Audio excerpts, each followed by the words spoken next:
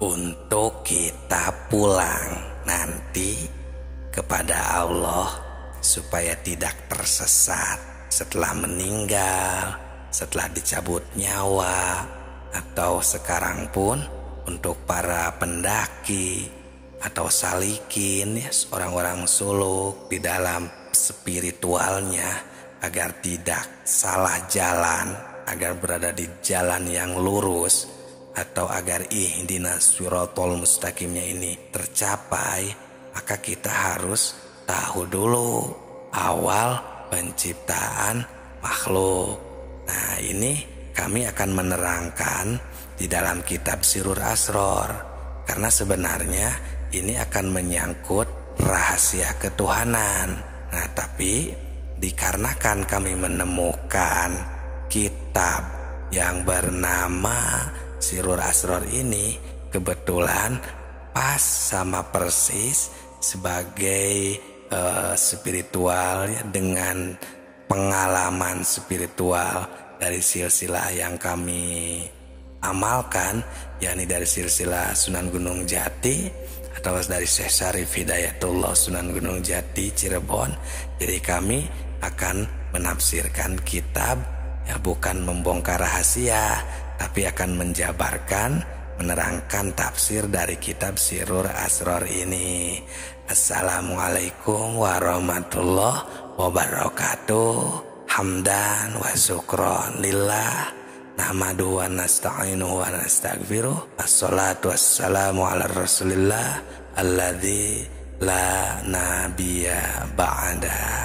Amma ba'du, sahabatku, sahabat tilawah semesta yang kami hormati, terima kasih sudah meluangkan waktunya di channel yang sederhana ini. Dan terima kasih juga kami ucapkan terlebih dahulu kepada yang sudah like, berkomentar, dan subscribe-nya. Semoga berkah selalu. Dan yang belum subscribe silakan. Terima kasih. Jika bermanfaat silakan subscribe agar tidak ketinggalan, agar kami selalu semakin semangat untuk berbagi ilmu makrifat ini. Sahabat tilawah semesta yang kami hormati, ini tentang awal penciptaan makhluk, ya. Di sini akan banyak sekali membahas dan menerangkan tentang asal muasal kejadian makhluk, khususnya kejadian manusia. Jadi kita bisa mengambil hikmahnya dari video ini atau dari kitab Sirrul Asror, ya, yang membahas hal ini, ya.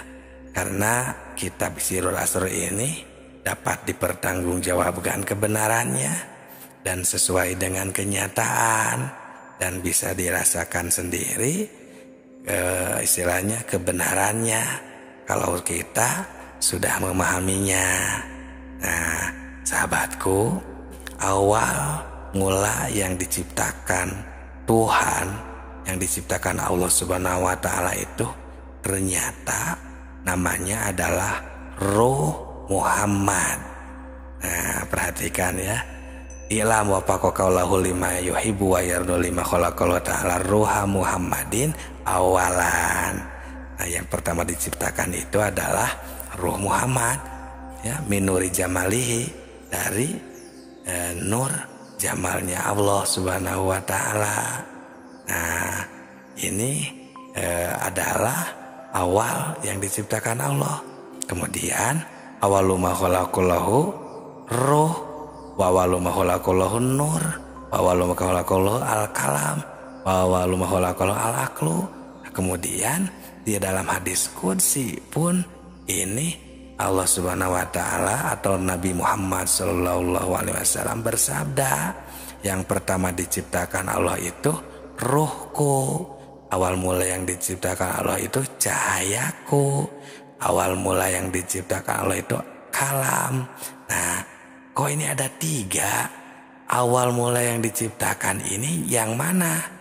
Nah, sedangkan Nabi dalam mendiskusikan ada 3. Ada rohku, ada cahayaku, ada kalam. Nah, di dalam kitab Sirrul Asrar ini ya diperjelas lagi agar kita bisa memahaminya atau tidak bingung, yakni fal muradu minas syai'un wahidun.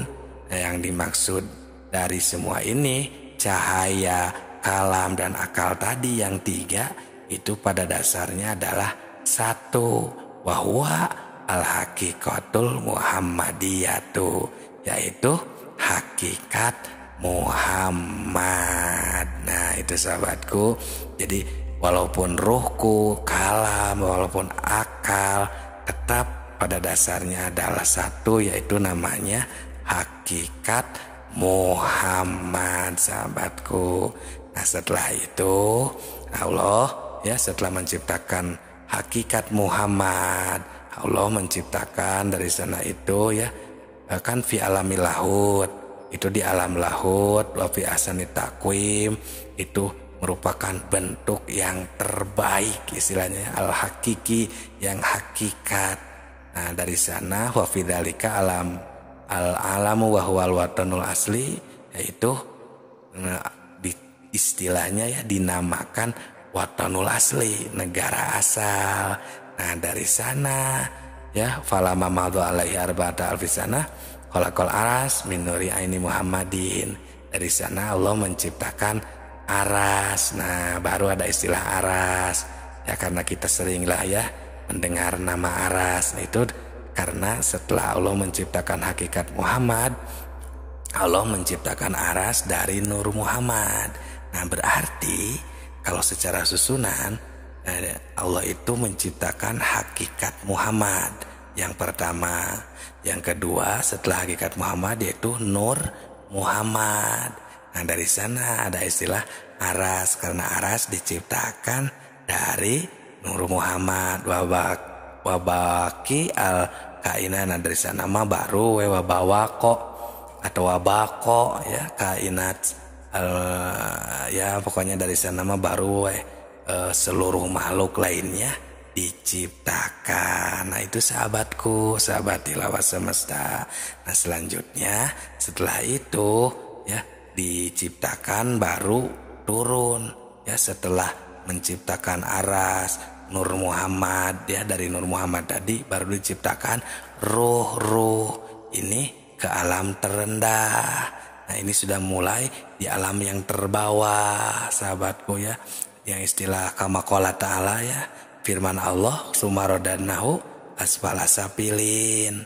Nah, karena Allah menciptakan ruh ya yang berbentuk ya setelah Nur Muhammad itu di alam terendah ya, itu namanya adalah dunia. Nah, dari sana itu proses turunnya diciptakan. Jadi kalau diistilahkan alam itu dari atas itu yaitu zat Allah ya, terus alam lahut, alam malakut, terus alam mulki. Nah, itu ya 4 semuanya. Kalau istilah Muhammad yang pertama diciptakan itu adalah Allah. Ya, bukan yang pertama diciptakan, yang menciptakan itu Allah yang paling tinggi. Terus kemudian yang kedua hakikat Muhammad yang tadi, kemudian Nur Muhammad, kemudian Muhammad jasad. Nah, jadi 4 kan semuanya. Kalau istilah alam lahut, alam jabarut, alam malakut, alam mulki. Nah, makanya istilahnya ini alam mulki ini di lapisan keempat. Nah, maka kenapa kita ini istilahnya yang mendaki, berpulang, karena kita berada di lapisan terbawah. Kenapa disebut dunia? Karena dunia ini ada alam terbawah. Kalau kata santri itu al-tafdil ya, alam terendah dari adna ya, adna yani adna wana adani dunia yani dunia ya tunduna. Jadi dunia ini adalah alam terendah. Nah, maka kita tahu agar tidak tersesat, agar menjadi jalan yang lurus, itulah jalan untuk kita pulang. Semoga bermanfaat. Salam tilawah semesta.